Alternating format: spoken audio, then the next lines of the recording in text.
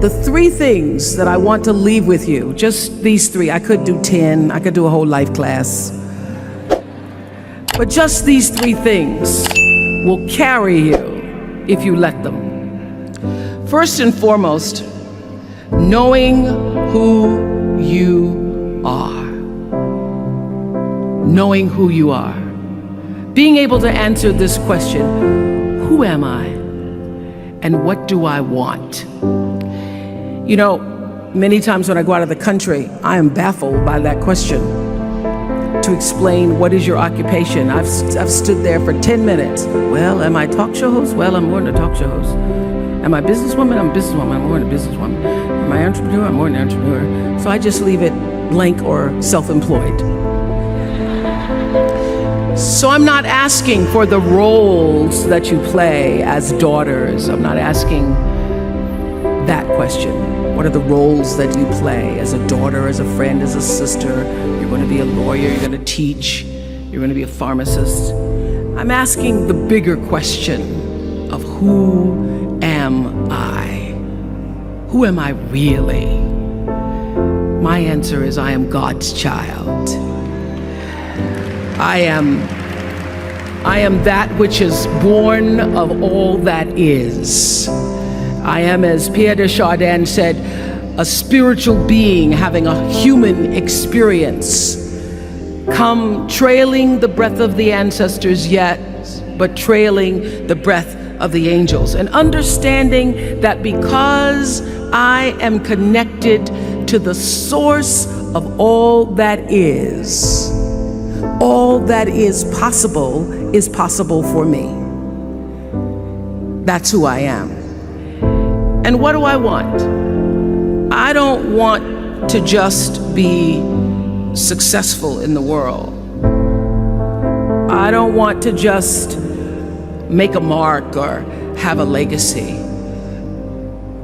The answer to that question for me is I want to fulfill the highest, truest expression of myself as a human being. I want to fulfill the promise that the Creator dreamed when He dreamed the cells that made up me. What do I want?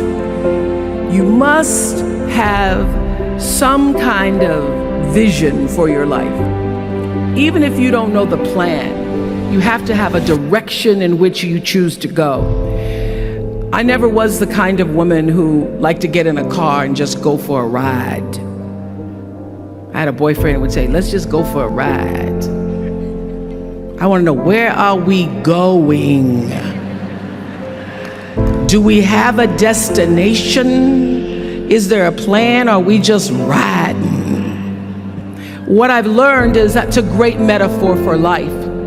You want to be in the driver's seat of your own life, because if you're not, life will drive you.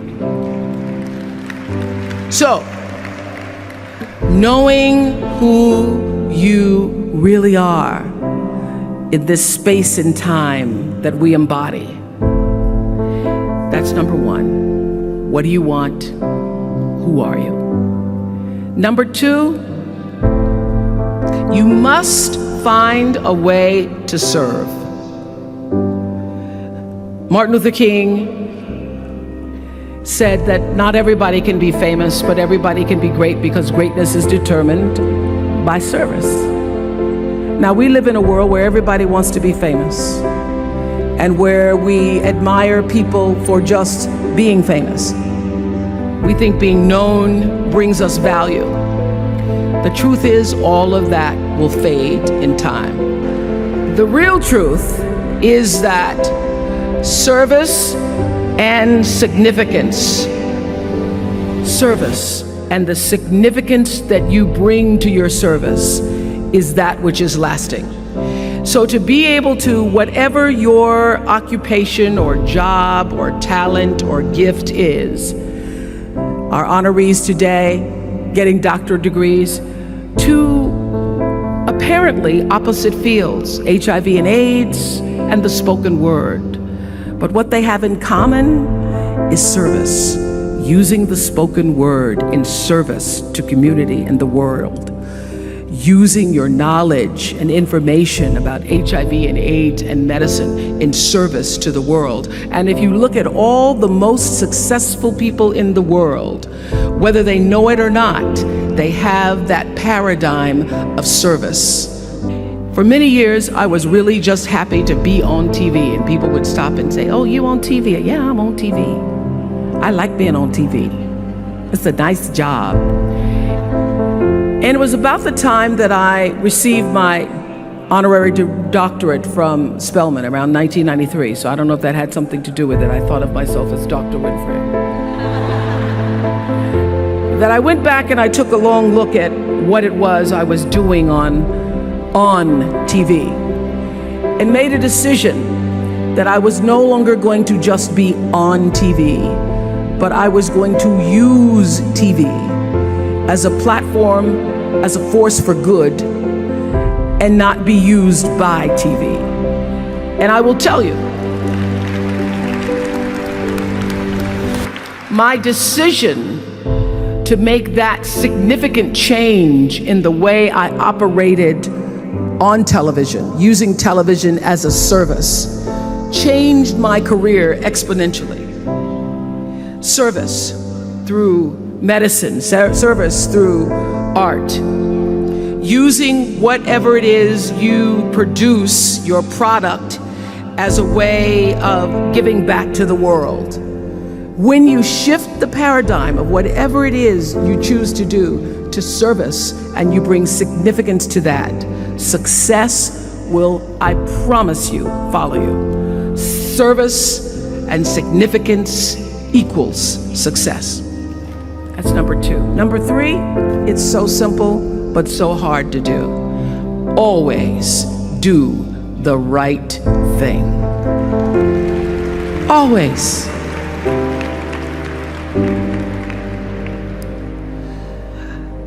Be excellent. People notice. Think of how you notice. You go to Taco Bell, somebody gives you an extra napkin and some sauce. You notice. You want to go back to that person. Because even at Taco Bell, excellence shows itself. Be excellent. Let excellence be your brand. Everybody talks about building a brand. I never even knew what that was. When people say, "You're a brand," I would say, "No, I'm just Oprah."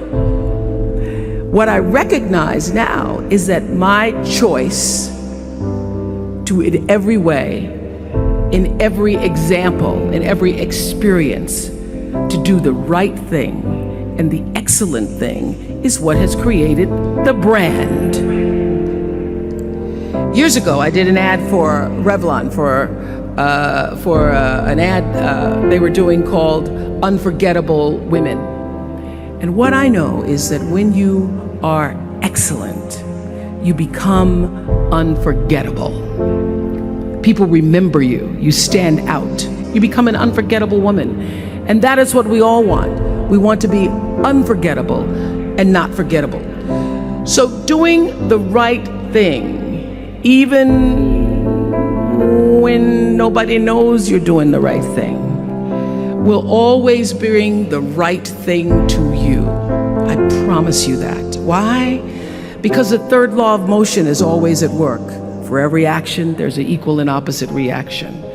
That is so true in all of our lives. That's what Newton said. Celia in The Color Purple said it. Everything you even try to do to me, already done to you. Everything you even try to do to me, already done to you. So you don't have to worry about revenge or getting back at somebody, making sure they pay. You just have to do the right thing, and the right thing will follow you even when people don't support it. I remember many times on my show, there are many shows y'all never saw. And the reason you didn't see them is because I got the last vote. And I remember 2010, My team, hardest working team in television, had done this interview with a woman who turns out she was a Sunday school teacher by day and a sex addict at night. Ooh. And they were like, you won't believe it. We got her going out, we got her with the men, and we get to show her, and she was willing to show us everything. I sat down with a woman for an interview that was taped. And during the process of the interview, I said, why are you doing this? And she said, oh, I want to help people. I want to tell my story and I want to help people. I said, do you have children? She says, yes, I have a 10-year-old son. I knew right then, this is never going to see the light of day.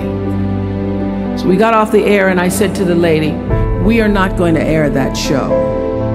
And she said, why? My producer said, why? She knew she was being filmed. She knew what she was saying. She knows what I said, because her son will never get over it.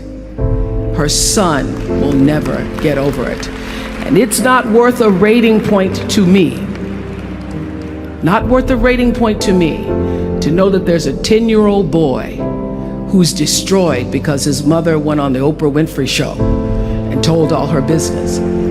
You do the right thing, even when other people think it may not be. And oftentimes, when you make a decision to do the right thing, immediately you're faced with doubt. Was that the right thing? Was that the right decision? I don't know, was that the right thing? You always know it's the right thing, when in the end, there is peace. You are rewarded by peace in knowing that you did the right thing.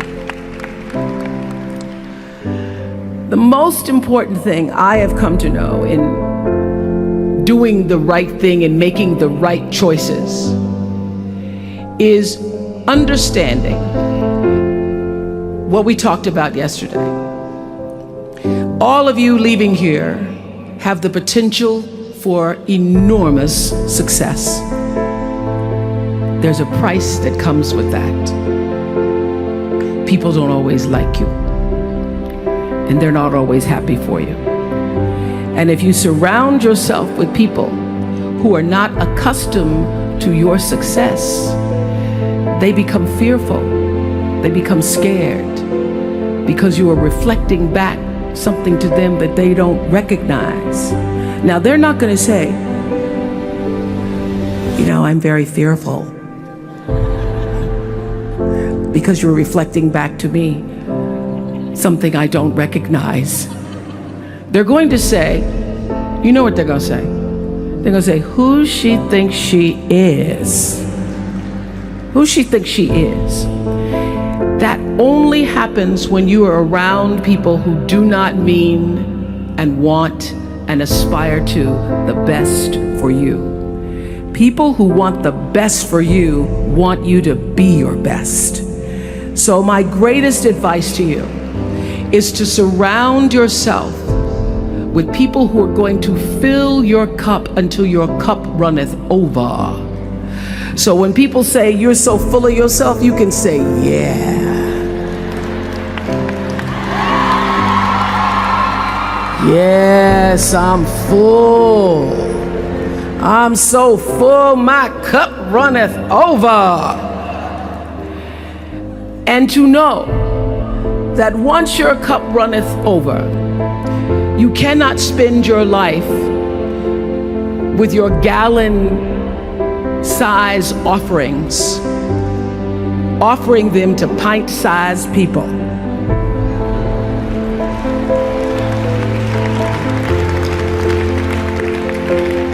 You have got to surround yourself with gallon-sized people who can hang in the same company with you. Choice to Change the World. I love that song. I love hearing you all sing that song. And what I know for sure is that the biggest choices begin and end with you, your internal big questions.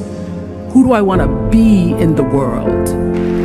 To know that, and to choose to do the right thing in service and significance. I promise you, You will create a vessel of service for yourself first, because you have to honor yourself first. You have to give to yourself first, otherwise you have nothing to give away. You will create a vessel for yourself, for your family, your community, and the world. And those three things will not only lead you to a blessed life, it will lead you not just to a gifted life and a rewarding life that fills you up, but a sweet life. That's what you want. You want the sweetness. You want it to be so sweet, so that even when the storms come, and they will, you'll know this too shall pass. This too shall pass. The storm is passing over, and you shall not be moved, because you know who you are. When you can do that, grace will follow you, grace and glory. And when they see you coming, it ought to make them proud. They say it's the click of your heels, it's the bend of your hair, it's the palm of your hand, it's the need for your care, because you a woman, you a Spelman woman.